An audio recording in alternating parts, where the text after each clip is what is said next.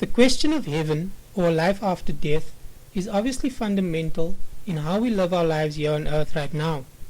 So, is there a heaven? If you have watched all my previous videos, you may already know my answer to this question.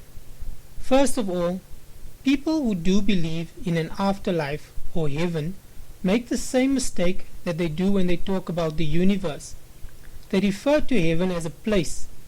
They believe that when you die, you go to a place called heaven. I've heard this at many funerals of people I loved. The comfort is that they are now in a better place.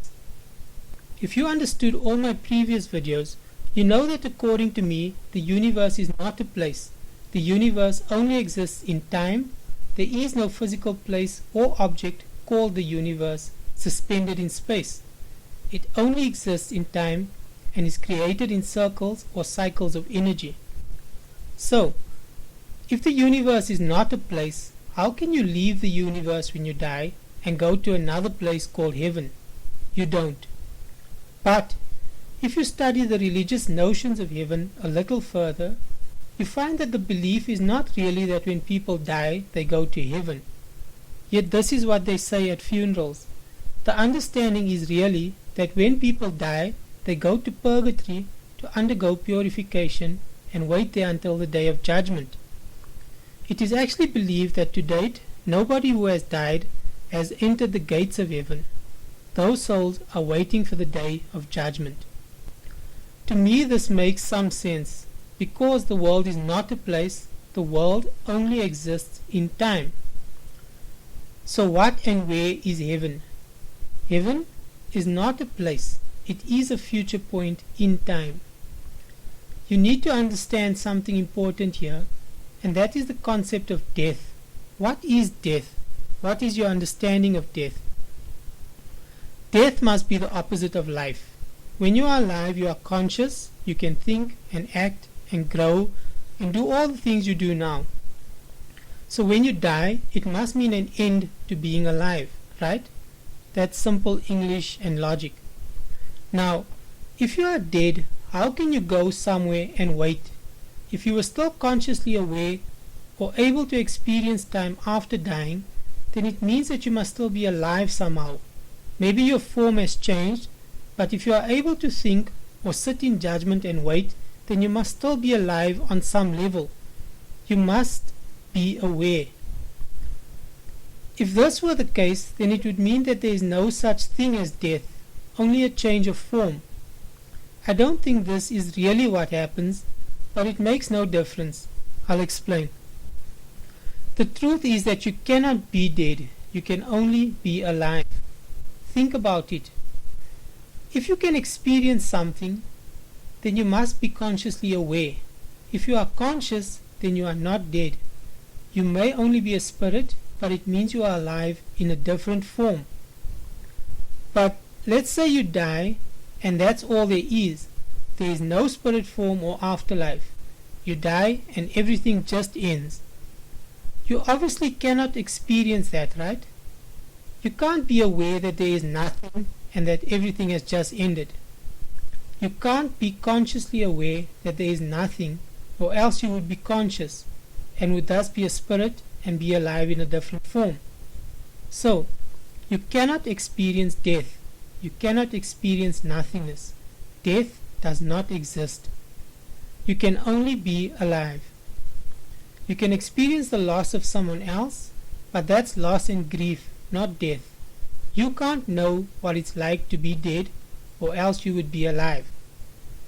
It is very important that you understand this, so sit and think about it.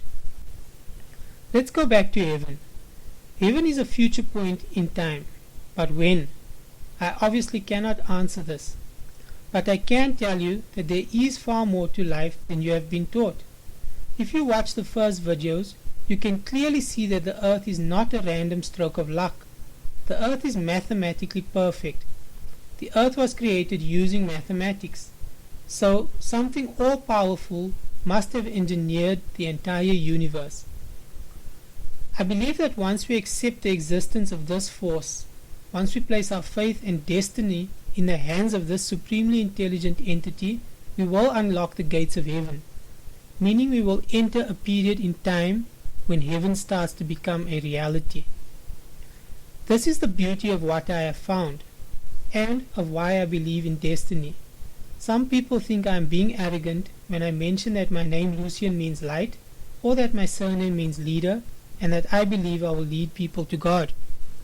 To be clear, I don't want to physically lead anyone. I don't want to raise an army of any kind, and I won't do any of that because I know that no army or war can ever bring peace or heaven to earth. I know some people who have looked at and liked what I have found are now looking at me for further guidance or instructions. It is flattering, but it is also very dangerous. I am not special in any way. I have no magical power. By sharing what I have found, I will lead people back to God. I am only a vessel for the infinite. Once you accept God, you will be free. You don't have to follow me anywhere, and you certainly must not worship me. God cannot be one person or one thing. God is everything. Don't kill the messenger, but also don't worship the messenger. The world will not be the same after me. This is not arrogance or hubris. This is prophecy fulfilled. I have shown the world hard mathematical evidence that the universe must be an intelligent creation. This discovery I made is the key that unlocks the gates of heaven, which is the time heaven starts. It's not a physical gate, but a point in time. We are at that point right now. You will hopefully be presented with this evidence. You are if you are reading this right now. You will then have to decide if you believe in God or not. If you accept God, your eyes will be opened and you will live in the presence of God, which is all around you. God is everything. Okay, but what about eternal life, you might ask? What about living in peace and harmony for all eternity? In the last video, I asked you what is the destiny for mankind. What will we eventually become? What is the best that science can offer us? Once we cure all diseases and once we know everything, what will we do with all our knowledge? I can give you a best case scenario. Once we become fully enlightened and gain all knowledge, we will become an all-knowing, all-powerful entity. We will become immortal. We will create a paradise because we know everything. We will live in peace and harmony because that is the logical goal. It's what all the fighting is about, trying to bring peace. Obviously we won't achieve it with war, but we will try. In the distant future, those who survive will become fully enlightened. That future enlightened entity or being will know the most important thing of all, which is that it all happened for a reason. You see, if you become an all-knowing entity and you could do anything, even travel through time, you would know that you cannot change the past. Why? Because if you change anything in the past, then you might not exist in the future. You are only here because of what happened yesterday. If you change yesterday, you wipe yourself out. An all-knowing entity would know that it owed its existence to everything. You exist because everything is exactly the way it is. If the dinosaurs didn't die, you would not be here right now, and so forth. If you accept this, then it means that you accept destiny.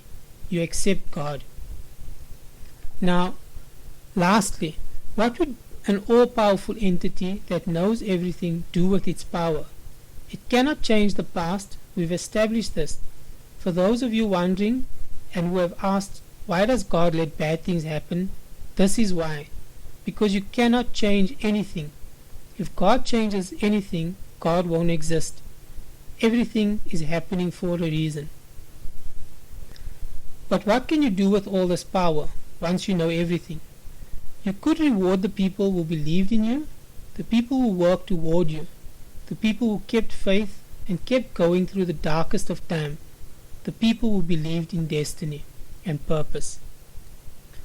You cannot go and change their hardships, but you can resurrect them and reward them in a future point in time. And this is exactly what is promised. It's all very simple.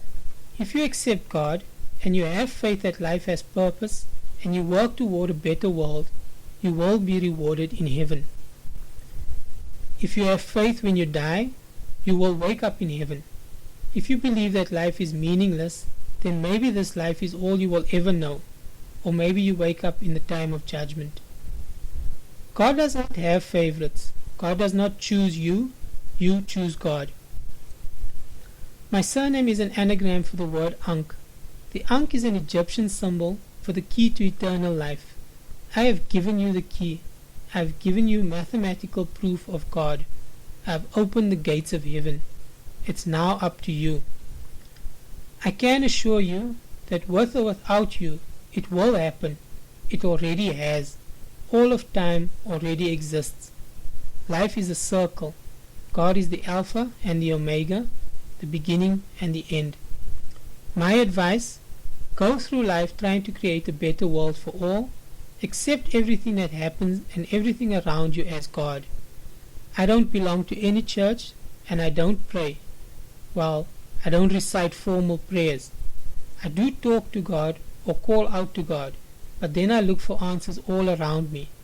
I believe in God, meaning I believe everything has purpose and destiny. Again, I'm not saying church or religion is bad, as long as they are teaching that we are all equal and we are all the children of God, basically that God is everything. Hope and work toward heaven, it is for the greatest good of all of us. Watch all my previous videos and buy my book. I might do a few more videos to tie up unclear concepts, and I want to do a scientific hypothesis on how the periodic table is all mathematics. Thank you for all your time.